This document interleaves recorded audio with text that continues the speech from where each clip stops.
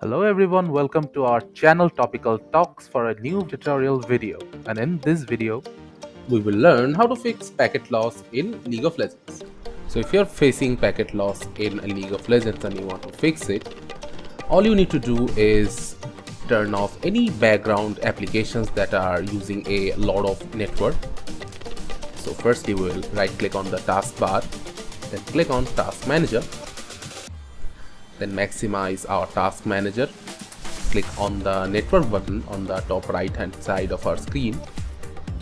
From here we can see all the programs that are using the most amount of network. So you'll just right click on them, then end task. After you have successfully ended these tasks, just open up the game and you can see a drastic increase in your network stability and you can play the game at ease. thank you again for watching the video. Make sure to like this video and subscribe to our channel, and see you in the next video.